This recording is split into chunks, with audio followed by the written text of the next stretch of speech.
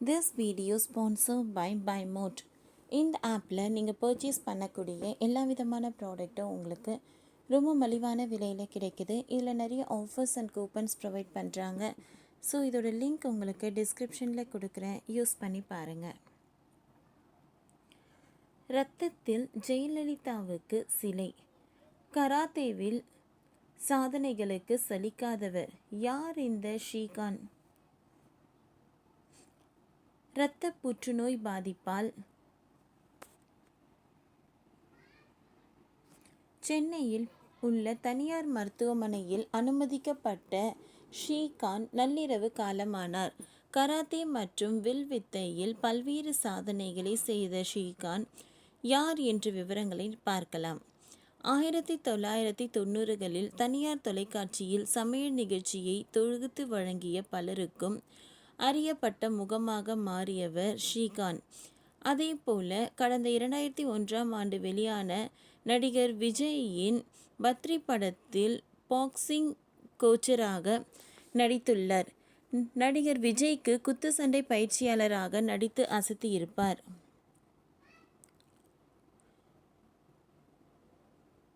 பல படங்களில் நடித்து இருந்தாலும் பத்ரி படத்தில் அவர் நடித்த இந்த கதாபாத்திரம் அவருக்கு பெரும் பெயரை பெற்று கொடுத்தது.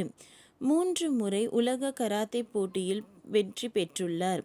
அரசியலில் ஜெயலலிதாவுக்கு மிக தீவிர ஆதரவாளராக அறியப்பட்டார்.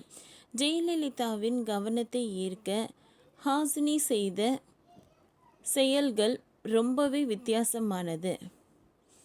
அதாவது சாலையில் தன்னுடைய கையில் 111 கார்களை ஏற்றி அதை நசுங்கிய கையில் வடிந்த இரத்தத்தின் மூலம் ஜெயலலிதாவின் உருவப்படத்தை வரைந்தார்.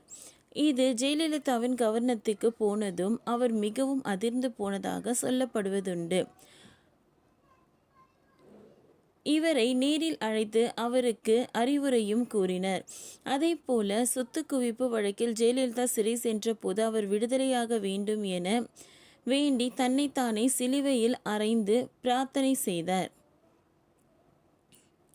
பார்வையாளர்களை அதிர வைக்கும் வகையில் ஹாசானியின் இந்த செயல் அமைந்திருந்தது. இது மட்டுமின்றி இரத்தத்தால் ஜெயலலிதாவின் சிலையை செய்து மேலும் சர்ச்சையையும் பரபரப்பையும் உருவாக்கியது. ஜெயலலிதாவின் சிலையை உருவாக்குவதற்கு 8 ஆண்டுகள் உடலில் இருந்து 24 பாட்டில் இரத்தம் எடுத்து அதை பாதுகாத்து வந்ததாகவும், அத்துடன் வில்வித்தை வீரர்கள் வீராங்கனைகள் 32 பேரும் இரத்தம் கொடுத்ததாகவும் கூறுகின்றனர். ஆண்டுக்கு 100 மில்லி லிட்டர் வீதம் ஜெயலலிதாவின் 65வது பிறந்த நாளை குறிக்கும் வகையில் எனது 6.5 லிட்டர் இரத்தத்தையும் வில்வித்தை மாணவ மாணவியரின் 4.5 லிட்டர் இரத்தத்தையும் சேர்த்து 11 லிட்டர் இரத்தத்தை உறைய வைத்து ஜெயலலிதா சிலையை உருவாக்கியதாக இவர் பேட்டி ஒன்றில் கூறினார்.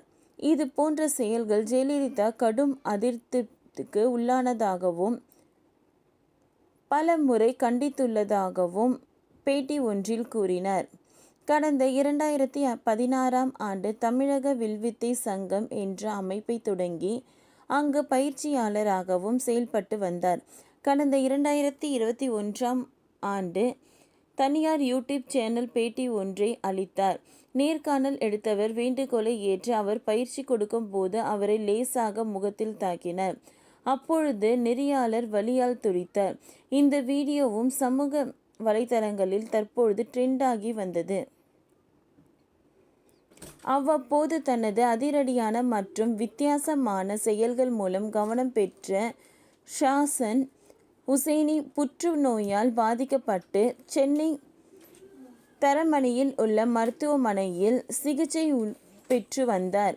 அவருக்கு தமிழக அரசு சார்பில் நிதி உதவியும் அளிக்கப்பட்டது.